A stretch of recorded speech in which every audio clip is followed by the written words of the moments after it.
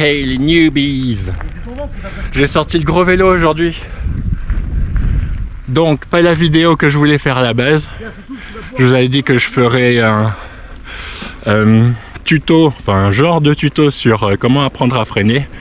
Je vais pas faire ça tout de suite. Je vous avais aussi parlé de comment faire des bunny hops. Il y a 15 millions de vidéos là-dessus. Mais je vais le faire quand même. Et je vais commencer par ça. Mais pour l'instant, on va oublier un peu le Rock Rider. Juste, maintenant que j'ai réglé la fourche et que j'ai trouvé la bonne pression à mettre dans les pneus qu'il y a dessus, il faut que je fasse donc un chrono avec la fourche qui est bien réglée. Et puis un chrono que je vais refaire juste derrière avec des nouveaux pneus montés tubeless.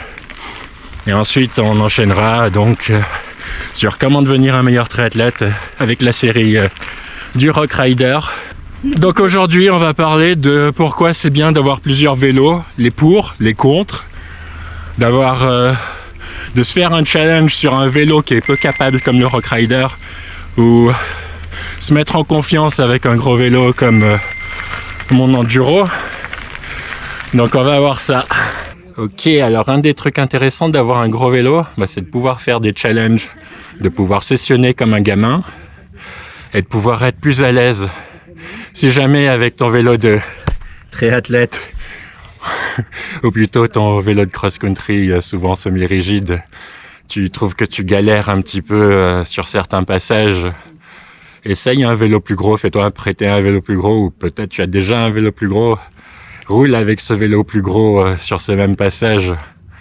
Ou alors, je sais que nous on a quand même une région où il y a pas mal de terrains sympas, et que beaucoup de terrains en France c'est juste traverser des champs dans la boue et que malheureusement vous n'êtes pas aussi gâtés que nous, mais il y a sûrement un club qui a shapé une descente ou quelque chose comme ça. Donc si vous avez peur de la prendre, les descentes ou les parties techniques que vous aimez pas rouler, souvent c'est celles qui vont vous faire le plus progresser. Donc sessionner un passage technique comme un gamin où on est en difficulté, jusqu'à y arriver, parce que la répétition et l'entraînement sont clés, et parce que le VTT c'est avant tout fun. C'est pas juste une histoire de chiffres, de kilomètres parcourus, de vitesse moyenne, de dénivelé, de puissance normalisée, mais plutôt de la banane que tu as sur le visage quand tu as enfin réussi à passer un obstacle, un saut, une épingle, etc. Ok les noobs, le but de l'épingle c'était de la sessionner, parce que Jules avait un peu du mal avec cette épingle, et là la magie de la GoPro fait qu'il est passé propre. Alors c'est bien de pouvoir se challenger et de se mettre en difficulté, mais c'est aussi bien de connaître ses limites, ou les limites du vélo sur lequel on est. Par exemple, avec l'enduro, j'hésite pas une seconde à descendre ces marches qui sont bien simples vues de la GoPro. Et avec le Rock Rider, la tige de selle non baissée, la fourche absolument pas réglée, je savais très bien que ça allait mal finir si j'essayais. J'ai l'impression que je vais faire beaucoup de voix off avec cette vidéo au final. Donc un truc qui est bien avec les gros vélos, c'est aussi que on peut passer plus vite sur les mêmes endroits engagés. Donc, je vous dis pas forcément de prendre un vélo d'enduro comme moi et puis un cross-country. C'est un cross-country tout suspendu ou un vélo de trail. Ça peut être une bonne chose aussi. Je trouve intéressant d'avoir la possibilité de faire le même parcours à une semaine d'intervalle avec un vélo qui demande à être techniquement bon. Où la moindre erreur de trajectoire ne pardonne pas.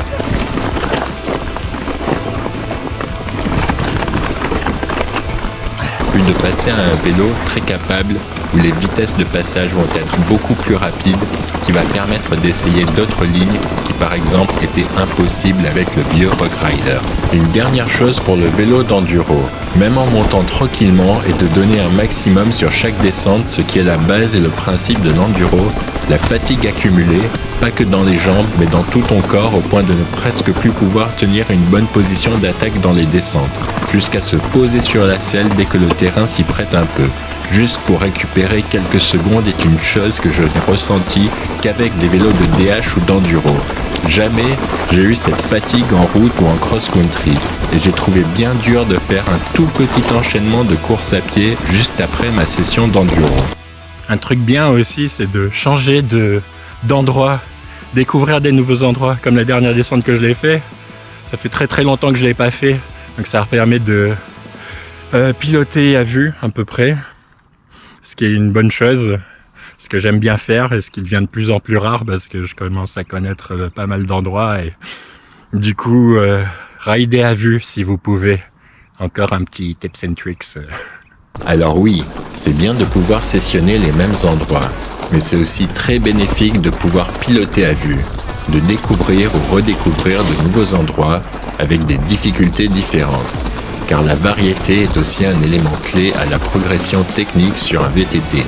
Par exemple pour moi, rouler au Mont Ventoux, ou aller au bike park d'Oron ou un autre bike park de ma région, rouler sur mon classique parcours de la Valmasque, sur le sec, puis sur le mouillé, faire le parcours du Roc d'Azur et d'autres endroits de l'Estérel, ou l'arrière-pays grassois et j'en passe. N'hésitez pas à faire quelques kilomètres en voiture pour vous rendre à un nouvel endroit, pour avoir le plaisir de piloter à vue, découvrir de nouveaux challenges et varier au maximum les terrains et les conditions, pour que le jour J, vous ne soyez presque jamais pris au dépourvu. Comme je dis, roule dans les endroits où tu n'aimes pas trop rouler, car c'est là où tu vas travailler tes faiblesses et donc te faire progresser. Donc, le contraire de prendre un gros vélo, prendre un petit vélo très peu capable pour se challenger. Alors, pourquoi faire ça? Moi, j'ai fait ça parce que je trouve que je compte trop sur la technologie moderne et que j'ai peut-être un petit peu perdu ou suis devenu un peu flemmard sur la technique. Sur les passages, je compte beaucoup sur les amortisseurs, les grandes roues, tout ça, tandis de repasser sur un 26 pouces. Je me suis pris une claque en me rendant compte que j'avais peut-être encore quelques petites faiblesses que je peux corriger et qu'on va corriger ensemble dans des futures vidéos. Je pense que j'ai bien résumé le pour d'avoir un petit vélo, et la série de vidéos avec le Rock Rider le démontre bien, je trouve. Alors rapidement les contres, le coût d'achat à la base, l'entretien multiplié par le nombre de vélos, la place pour les stocker. Je vois que c'est 3 choses, donc dites-moi si vous pensiez à d'autres inconvénients.